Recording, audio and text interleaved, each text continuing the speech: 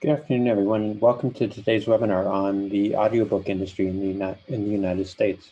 We're fortunate today to have a good friend and colleague, Michele Cobb, who's audio and digital publishing consultant with Forte Business Media, but you probably know her best from her role as executive director of the Audio Publishers Association. She has at least 2 or 3 other assignments, including being publisher of AudioFile magazine, but the one that's important today is at APA. Michele, thank you for making the time to speak with us today. I know you have some information that is, if we had presses, would be literally hot off it. And I'm glad that you were able to join us. Well, thanks for having me. And yes, we literally released this morning at 9 a.m.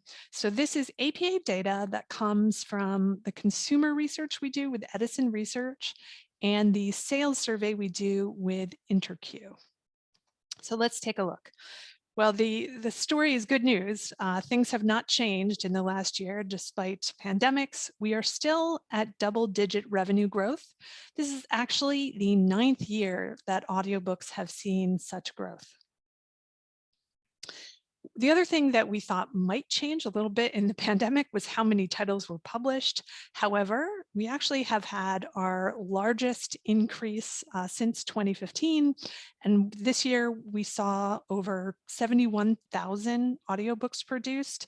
When everyone went into lockdown, we were very lucky as an industry because many of the narrators that were recording had a home studio and just went back into the studio. Those that did not sort of worked their situation out and got into a studio and continued to record. And thus we continue to make more titles, which introduce more people to the audiobook format and help us continue this sales growth. We also worked with Edison Research this year to actually bring some share of ear data. This data is a little bit different because it's measuring daily use of audio. So we've seen that audiobooks have been doing really well in the share of ear survey. They've increased the amount of time that people have spent listening to audiobooks 60% since 2017, which is quite robust. And the daily reach of audiobook consumption has grown 71% since that year. The average listener is spending more than 2 hours more listening to audiobooks than the general population, and that's over 5 hours a day. I don't know how they do it, but good for them. So in general, who is listening to audiobooks? We're seeing again and again each year from our consumer survey that the amount of people in the US who are listening goes up. So 46% of consumers in the 18 and up range have ever listened to an audiobook. And a lot of people said this year, no shock there, that one of the big reasons they enjoy audiobooks were because they were using it to reduce screen time. We've all spent a lot of time on our phones and on our computers this year. And what's nice about an audiobook is that even though you can listen to it on that device, you can turn away, put the phone in the back pocket, not have to look at the screen, and continue to have that excellent entertainment and information experience. One area that we were not surprised to see go up in the pandemic was children being introduced to audiobooks. Again, with this emphasis on needing to reduce screen time, especially in a world where we were all seeing our kids do digital school, 49% of parents agree that their children are listening to audiobooks, and that was up a full 14% from 1 year prior. And the number of audiobooks, despite the changes in how and where we listened, didn't really change. It was 8 average number of titles per year. Some other key findings that the consumer survey showed that we saw an increase in the number of people subscribing to a service to listen to audiobooks. This could be like Audible, like Scribd, audiobooks.com. One of the areas that continues to grow is the number of younger people who are listening to audiobooks. So this year we saw 56% of audiobook listeners were under the age of 45. One of the major reasons for that probably is the influence of podcasts. That again tends to be a younger audience, and we find that people who listen to podcasts go back and forth to audiobooks and vice versa. So that's helped us capture a younger group of people who are listening. And we love seeing this. 70% of people said that audiobooks are a good choice for relaxing. That's a figure that we've really struggled with over the years. We who work in the audiobook industry have always tended to think of audiobooks as a multitasking activity. You're driving, you're folding laundry, you're running, things like that. But what the consumer survey has been showing us for well over a decade now is that a lot of people think about and use audiobooks to shut down their eyes and just actually listen and relax. Even more important when you're trying to get away from those screens in the last 12 months. So what has changed? Well, here is a number of different years of data and looking at devices. We can see, obviously, the CD is not the growing format, but in the pandemic, when we asked people, what's changed? What are you listening to, or what are you listening on in the past year? This is all the different choices they could make and all the different choices that they've ever used in the past year to listen to an audiobook. Smart speakers, you will see, took a huge leap. More people at home, more people using their smart speaker to actually listen. The desktop went way up. I know for myself, certainly doing some Excel-related tasks, I was much more likely to listen to an audiobook on my computer this year than in previous years. The tablet went up. And even though there was less driving, more people said that they were listening on a car speaker. And of course, the smartphone. So in general, I think people were listening more places this year. But when we break it down and really just look at the top places, when we ask people, what device do you listen to the most often? Smartphone takes everything else down. The other percentages are really quite small in comparison. I did put the car speaker here because that's the one that fell. No commuting, not a lot of car listening. So then this information about where people listen will not surprise us. Again, the last 5 years, we've seen that the car has been growing in terms of people saying, yes, they listen both in the car and at home. But we've always seen the biggest disparity coming from when people say, where do you listen the most? And for years and years, again, we all thought it was going to be the car, but that has not been the case. Obviously, the last year, a little bit of an aberration. Over the past few years, the home had been the #1 spot for listening most, but it had been getting closer and closer with the car speaker. And I think that's because the devices that we are listening to in a car are much more seamless. Those in-dash car players where you can pick up an audiobook that you've been listening to in your house on a different device, that's made it easier. And so in 2020, the car and the house were actually quite equal, with the home being at 43% as most listened to, and the car being at 41%. I'll be very curious to see what happens in 2022 because we are getting back in our cars. So I do think we're going to become closer together. And I think, especially this summer, a lot of people are going to be doing a lot of long trips. So more car listening that way as well. One of the questions that people always ask is, what are the most popular genres? Well, I don't think there's a lot of surprises here. Much like books, mystery, suspense, thriller is really top for audio when it comes to consumers telling us what they love the most. Now, it's not a big shock to know that when we were all in lockdown, romance books went up in popularity, fitness books, faith-based, and self-help content. I mean, who didn't want to learn to meditate last year? The second most popular genre was history, biography, memoir, and then science fiction fantasy. And these haven't changed for a number of years. Science fiction fantasy tends to do really well in audio for a couple of reasons. It kind of over indexes. I always say these are long books. So people that are buying audiobooks in a credit model like to find something that is 20 or 30 hours long, and science fiction and fantasy often fits that bill. I also know for me, if I'm trying to listen to science fiction or fantasy or trying to read it, it's very helpful to have a narrator tell me how to pronounce it. But romance was definitely on the heels. We weren't going out for dates, so we were dating with our audiobooks in our houses. One of the big things that's changed in the past few years is the number of places where audiobooks can be obtained. 10 years ago, this slide would have just one retailer and just one library vendor. Now I can't even fit all the different places where you can obtain audiobooks onto a single slide. So that's really exciting. We're seeing a rise of different business models and a rise of places that are not necessarily audiobook specific, offering audiobooks as well. We'll talk about that in a second. All right, so I do encourage you, I'm going to be taking lots of questions. Please put them in the Q&A box. I'll give you an opportunity to do that while I talk about the future. So one of the trends that we've been seeing is a diversification in the titles of books that are being published. And just like with the diversification of book publishing, we're seeing a big call for authentic voices narrating those titles. So we're seeing a lot more people come into the audiobook world, in part because there is a call for authentic voices, and in part because it turns out if you can't perform in the theater or you can't perform on a television show or on a movie set, you can still perform from your home as an audiobook narrator. So this is encouraging people who might not have read an audiobook previously to come into the format.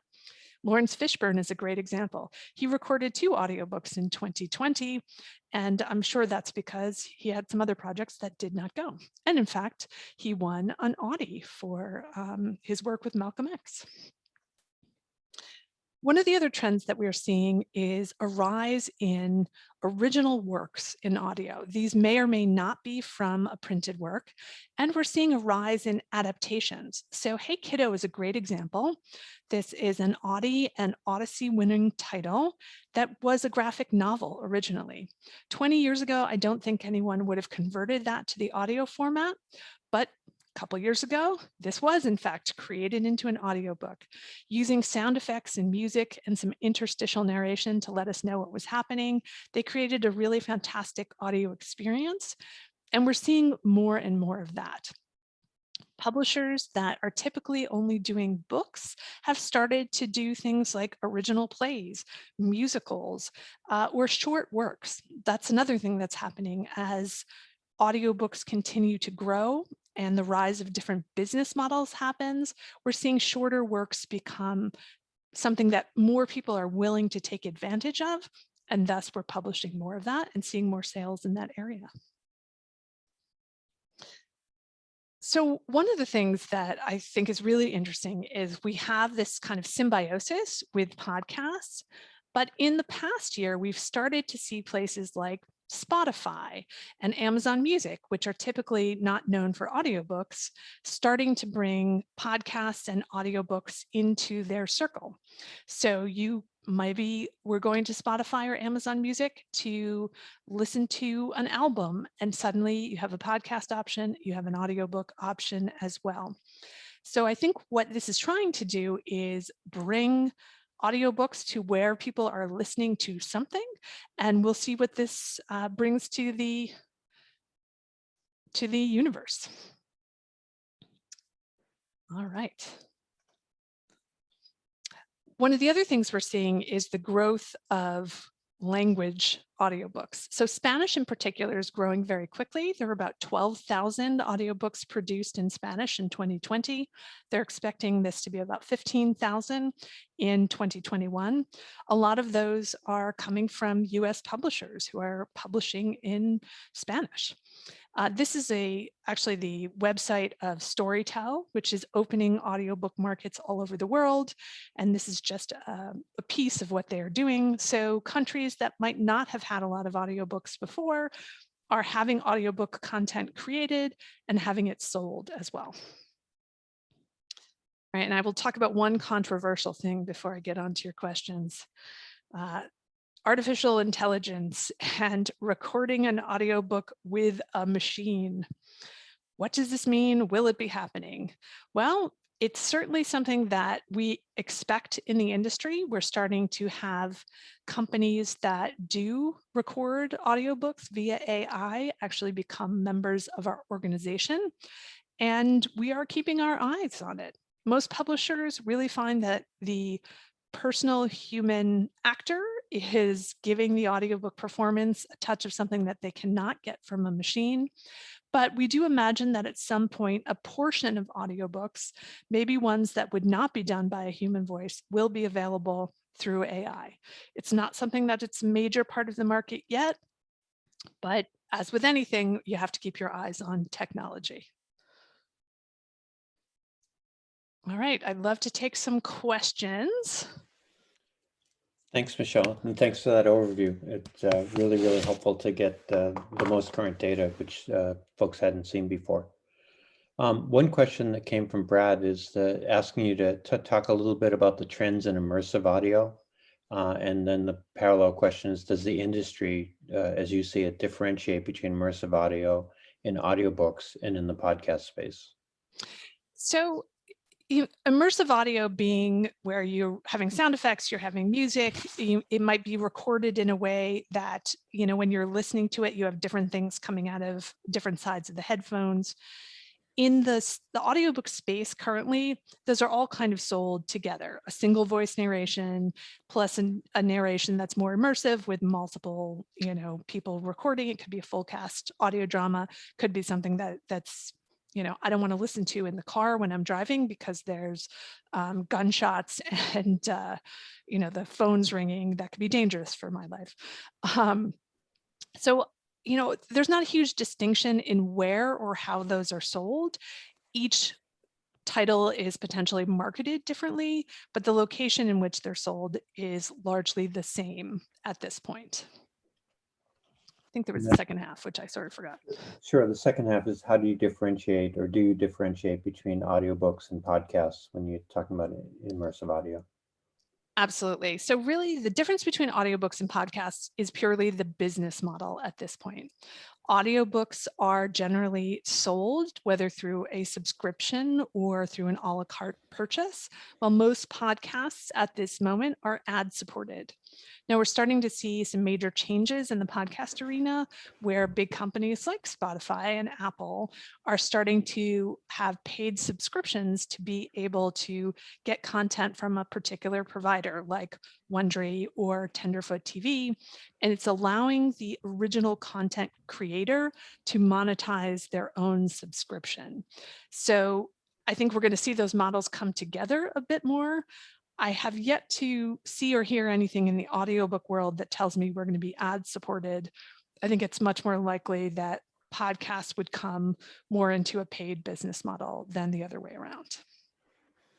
Yeah, Stephen was asking, and this may not be something you have the granular data on, but with respect to scholarly publications or kind of higher end publications, how do they do in the audiobook market? Is there a steady demand for them, maybe in the smaller section? Audiobooks largely are a product that is more in line with a traditional trade publishing than an educational publishing in terms of the, something that's truly scholarly. That's an area that may see some AI come in first. If it's not something that has a really wide audience, that could be something that is not made with a human voice. There are definitely a number of university presses that are making their books into audio, but not so much the scholarly papers at this point. As we continue to grow, I think those are all areas that could definitely be more a part of the market, but it's not a huge portion currently. And maybe this is a component of it, but somebody else asked if you have any either data or thoughts. I'm sure you have thoughts on the hybrid audio / physical products. So a picture book with attached audio device or screen-free audio devices like Yodo. Yeah, those I think are pretty cool. They've done very well in other countries, like in Germany. There's a device that's very similar to the Yodo that has done extremely well.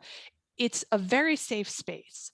That's one of the difficulties I think we've had with audiobooks for children is transitioning from having a CD or a cassette that you can hand your 2-year-old and a book, and they can listen, and there's nothing else that's happening there. And I will continue to use this example forever. I think if I go onto Audible and I pick out a book called The Cocky Rooster, that could be a children's book. It also could be erotica. So it's difficult as a parent necessarily to maneuver in that space. There are some children's only digital audio vendors like Pinna, like Epic, like Tales to Go. Those spaces are very safe, and you can send a kid there and have them kind of wander around.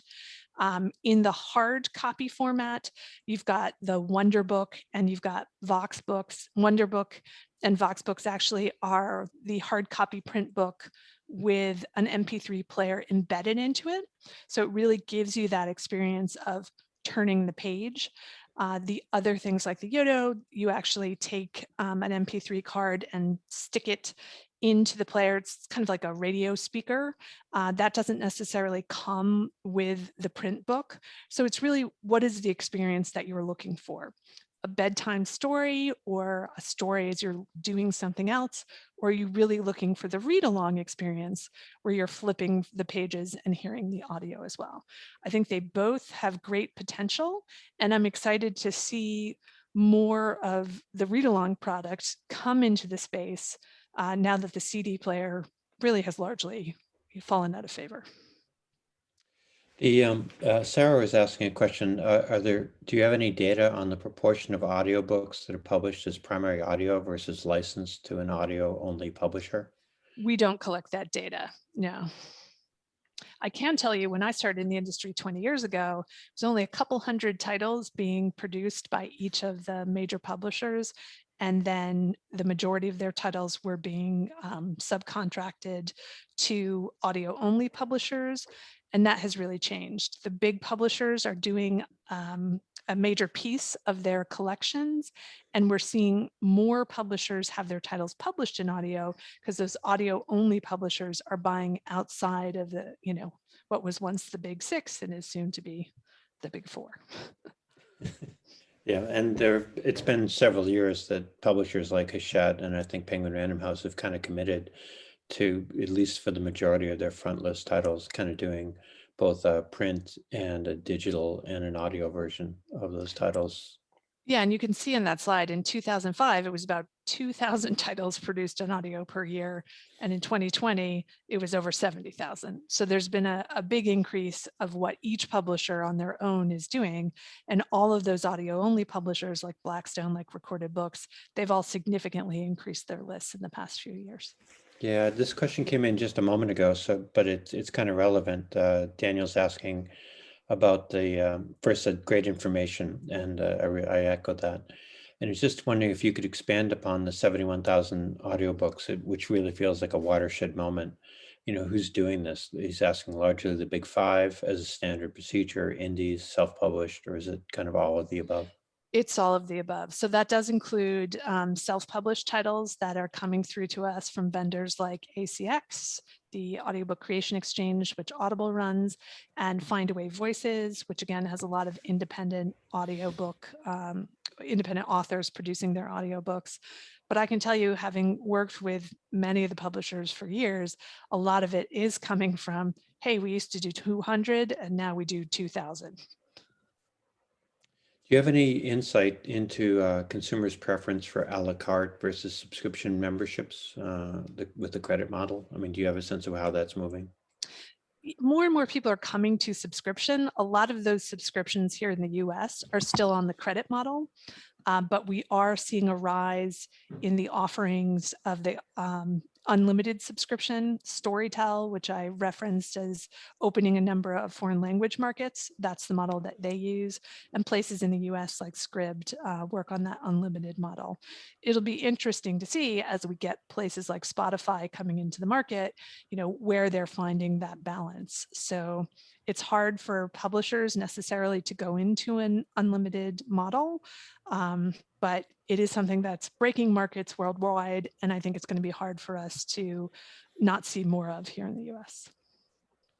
Andrew's asking, first offers the observation of thanks for the excellent overview, and then is asking, do you have any insight into whether audiobook sales are additive or are replacing what would otherwise be a print or ebook purchase?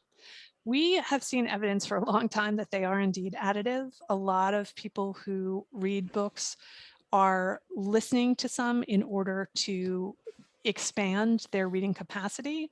There's about 17% of people who are buying audiobooks who are not buying print books at all. And, the print market and the ebook market have continued to be robust. So, we know people buy both formats in ebook and audio to go back and forth. But so far, we've not seen evidence that audiobooks ever really take away from what's happening in the overall trade print market. You said at the outset that the statistics that you're drawing from were released today, and Amy's asking if there's an announcement or a publicly accessible overview of them. Absolutely. I'm going to switch to this page. And if you go to audiopub.org, and that's my email address, you feel free to keep that and send me follow-up questions after the session today. But if you go to audiopub.org on our homepage, there is a link to the press release itself, which has all the major data. And in the chat box, I'm going to stop my share. In the chat box, I will put a link to one page on the website that has a couple of different things which you might want to go to. Thanks, that's great. I'll give you a minute so that you don't have to. I can't do it all. Well, one of the questions I have for you is how you listen to audiobooks and do Excel at the same time. Well, by not thinking too much about what's happening in Excel. But on our press page, we have the press release, a fact sheet about audiobooks, and some stats from the last 5 years as well. Thanks. I think I'm going to redo it to send to panelists and attendees. You may have sent it only to. Oh, you're right, I did. Sorry. But that's okay. I've got it covered. No problem. Julie was asking if you have any data on publisher revenue that's derived from sales and subscriptions versus libraries. So we do separate out libraries and retail. It's not information that we release because we're still working through with publishers, making sure we've captured that correctly. But it's just something that we started collecting in the last few years. So I think when we feel confident that everyone is reporting data in the same way, it is something that we will discuss. Yeah. Is it fair to say that the library market is a pretty good one for audiobooks, that you're seeing interest in it? Definitely. I know places like Overdrive, long before the ebook was popular, we're doing a brisk business in audio. And certainly in the last year, especially at the beginning of the pandemic, everybody found that students were looking for listening, and that people were trying the digital assets at their public library through places like Overdrive and Hoopla. So that helped both audiobooks and of course the ebook market as well. I wanted to come back to a question that Daniel posed earlier, and he had a second component, which is this: do you have any thoughts on consumption and demand for backlist audiobooks versus frontlist? Are you seeing any trends there? Backlist continues to do well. When you as a publisher are thinking about what to make into audio, the first thing I say is, if you are starting to make audio yourselves, look at your titles that you expect to do well simultaneously in print and ebook. And those are frontlist titles that you want to concentrate on. But also go back into your backlist and look at what has continued to sell well in both the e and print format. That is very likely to do well in audio also. It can be great if you've got a fictional series and you're coming out with book 5. Start with book 1 and book 5 coming out close together and bring out the others over the course of time. It's really be creative. If the book does well in other formats, you're pretty much, going to find that it does well in audio. Some titles obviously over-index in audio, but I think if it does well in other formats, I put that at the top of my list of what to produce in audio first. Yeah, one of the things that struck me in the numbers that you were giving is that the four top categories added up to only about 62% of the total sales. So there's a lot of different options after that. Absolutely. And we only really break it down into, I think, 10 or 12 different categories. So there's lots of stuff that's being published that isn't necessarily making it into the consumer consciousness for their favorite genre. What do you do with full cast audio, plays, poems, things like that? Can you talk a bit about the partnership with Edison Research? How does that work? I mean, and where do they get their data, et cetera? They're kind of audio experts. They do a lot of research both for podcasts and for audiobooks. So we started working with them, I think we're coming up on 4 or 5 years now. So they have crafted a consumer survey that is done specifically for the Audio Publishers Association. And each spring we work with them, or really each winter we work with them to have them take it out to their constituents and ask similar questions with some small shades of differences. This year, we did collect a little bit of data on listeners plus non-listeners, just to try and understand, why don't people listen to audiobooks? But we actually expanded what we did with them this year by participating in their share of ear survey and getting more specific data on audiobooks in that daily listening component. So Tom Webster from Edison is a good friend of ours, and we're pleased to have that partnership with them. So a question that came in while you were talking about Edison was just a question about if there's information available to you about how audio might be used in schools, I imagine in K-12 rather than higher ed. Yeah, we don't actually survey specifically about that, but if you go back to the audiopub.org website, there is an educators and librarians tab, and we have information there. We have an infographic that talks about, there's really no difference when it comes to the neuroscience of reading with your eyes versus reading with your ears. And we offer resources there to encourage parents and teachers to bring audiobooks into the literacy cycle and to utilize the materials that we're creating as an industry. Well, maybe one of the things to be learned there is an opportunity for BISG and APA to work together to find out the answer to that question. Absolutely. And Andrew's asking if you expect text to speech. I asked you this question for the first time in 2017.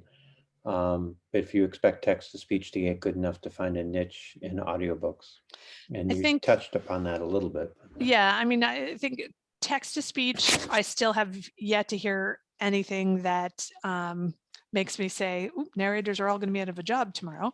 But it's definitely something that I think younger generations are more sort of allowance of, if I might use that. I listened to my daughter watching some stuff on YouTube, and it's clearly some of it is done with an AI voice, and it doesn't bother her. I couldn't listen for more than 3 minutes, so I think some of it is what we're used to. I do think that, at least in the audiobook world, where we're talking about especially fiction titles that are about emotional things that are happening and interactions between people, I think the human voice is going to win out for a long, long time. 300-400 years from now, I have no idea, but then, maybe we will all be like WALL-E and sitting on our hovercrafts and not really doing much. Well, you mentioned in the doing an overview of the 2021 statistics, the importance of relaxing as an outcome for use of audiobooks. That would seem to suggest the importance of quality is still there. Absolutely. And, when we do focus groups where we actually sit people in a room and say, hey, what would prevent you from listening to an audiobook? And a lot of times that answer is, I didn't like the narrator. The narrator wasn't good.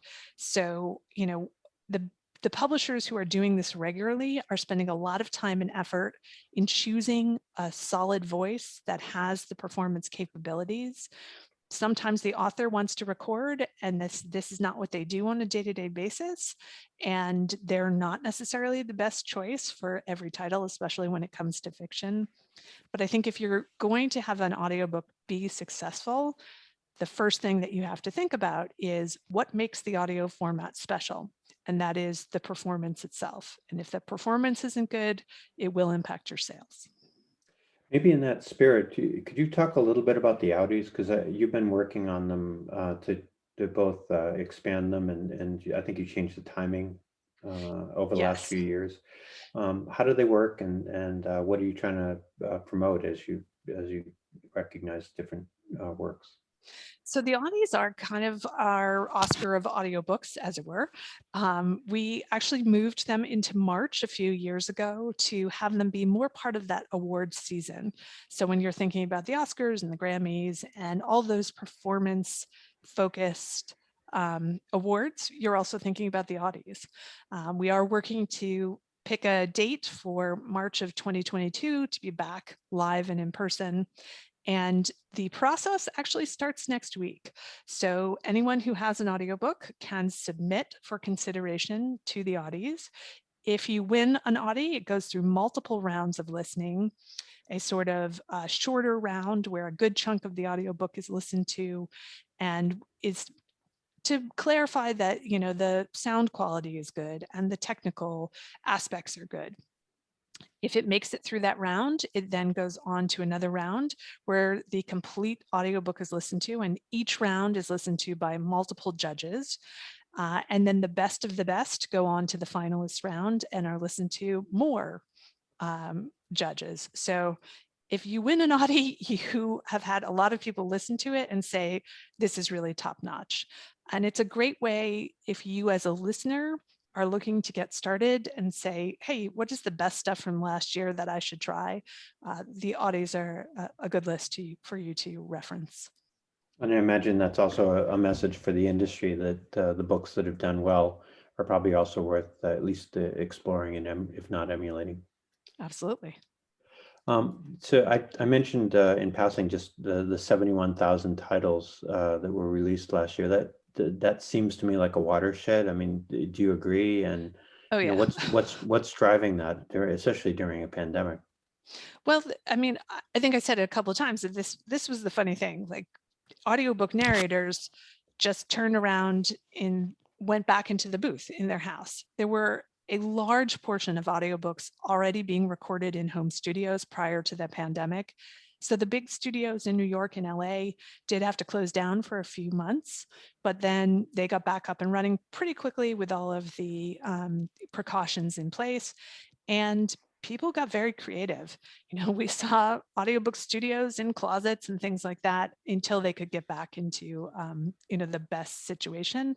But really, we've had a watershed not only in the number of titles being recorded, but in the number of people saying, hey, I've got to check this out. And so many of those people are strong theater performers that I think, we're continuing to attract performers, which continues to attract more listeners, which continues to attract more sales. So it wasn't a hard transition for us. I think we thought it would be harder, but it all continued, and it all continued at a clip that I don't think anyone could have imagined, but we already had the tools in place. So that was the good news.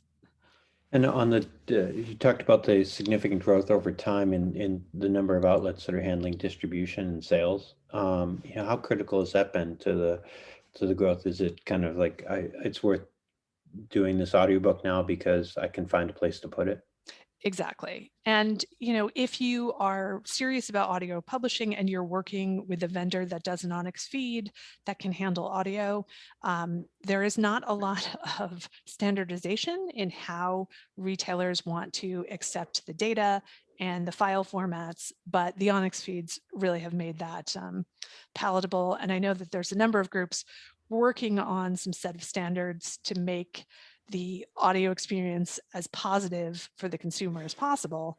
I do think we're about to hit a time where we're suddenly going to be reaching people who have never thought about audiobook when it comes to the music vendors.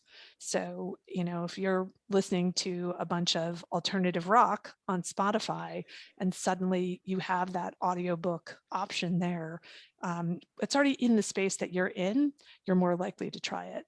So I think that's good news for us as an industry in general. Yeah, BISG last year did at round about the beginning of the pandemic.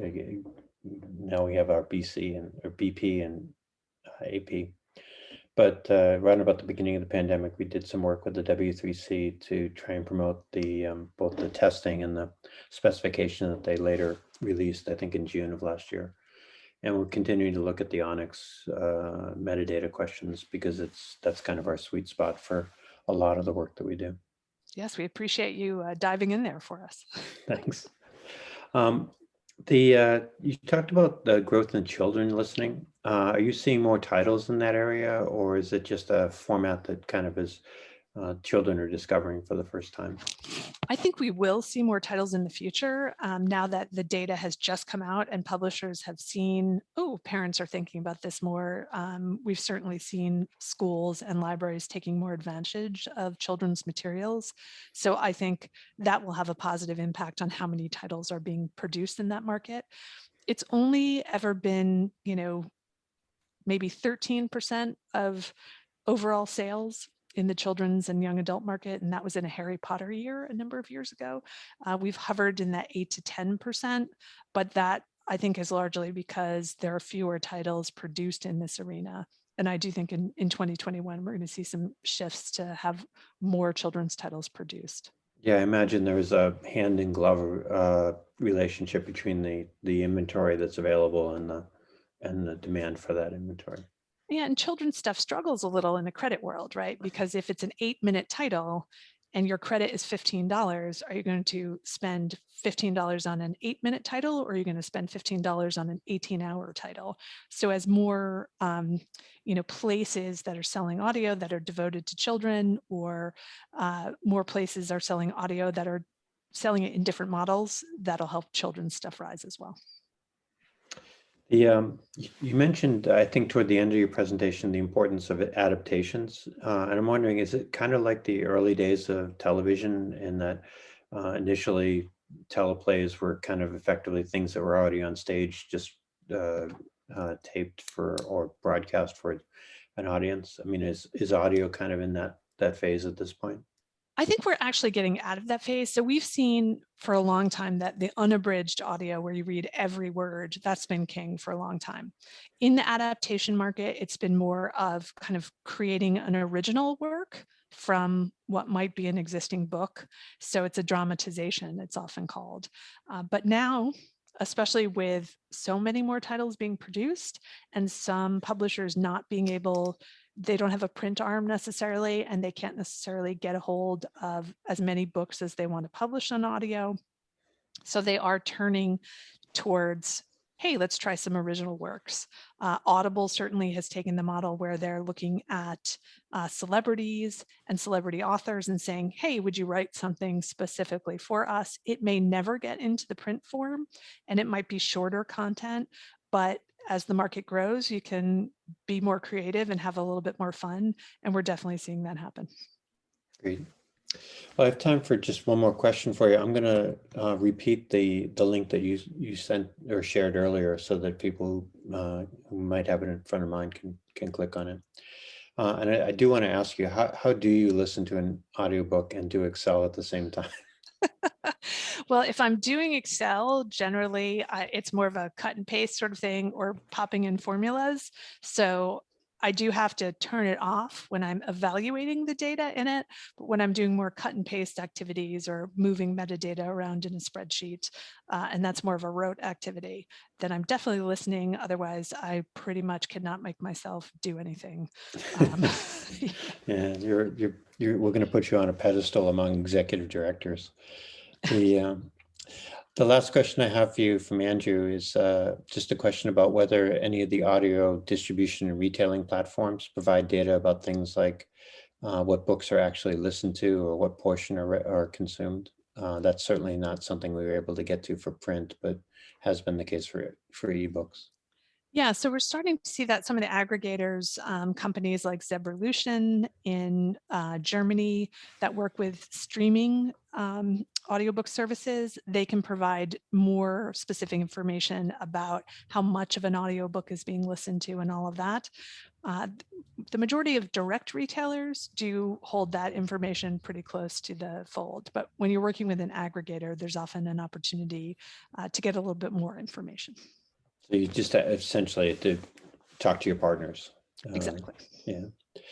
The one other question, Charles is just asking this question. I think it echoes something about scholarly publications. So do you see anything happening in the academic monograph space for audio? He's thinking about books with multiple images, footnotes, references with unique challenges. Are audiobook monographs impossible for this audience, or is it? In general, it was always a problem with nonfiction, right? When you had too many footnotes or too many images, publishers are really getting around to that now. So they're making choices on what to read and what not to read in the footnotes, but oftentimes there's an accompanying PDF of, resources, of footnotes, and or of pictures as well. So that is available through the retailer. So you can listen to the title and then follow up with looking at the PDF itself. And is it fair to think of that like an adaptation? So essentially look at the work and then figure out a way to present it. Exactly. Some of it is like reading around it, where if the book says, see chart 1. I also have found that if you're working in a nonfiction book, a lot of times the information that was in chart 1 is somewhere in the text. So you can leave out the chart in some ways. Things like quizzes. If you have a self-help book and they say, oh, you want to take this quiz about your life, that's something that can be great for a publisher to drive someone to their own website to get a copy of the quiz. So it can be used in a marketing way to try and actually capture some user data as well. And I think that this is not meant to be self-serving for you, but this is work that you do. I mean, you have multiple hats, but part of your forte's consulting practice is to help people think through presentation of materials in an audio format. Correct. And I am a small audio publisher myself, which does a number of nonfiction books. So we actually work through these, every month. We're saying, okay, what are we going to do about this book and how are we going to have the narrator help us through the process? Perfect. Any last thoughts, just as you release this information? It feels like it's a good year for audiobooks, and much as it has been for several years, but anything you want the audience to take away? Well, I think it's just a lot of good news. And, as much as we were able to produce from inside the house, we find that the listening is really happening inside the house. So again, I'm sort of curious to see what happens this year when we all head back outside and don't spend so much time staring at our partners and children and wondering when we get to talk to someone else. So I think 2021 will be the year of change in some ways. Taking the audiobook out of the closet and back onto the street. Exactly. Michele, it's always a pleasure to talk with you, and we really appreciate you making the time today. I'm sure it's really busy for you to talk about the latest statistics and the direction of the audiobook business. Well, thanks for having me. It's always good to share when we have new data. So perfect timing. Perfect. Talk to you soon. Alrighty, take care. Bye-bye.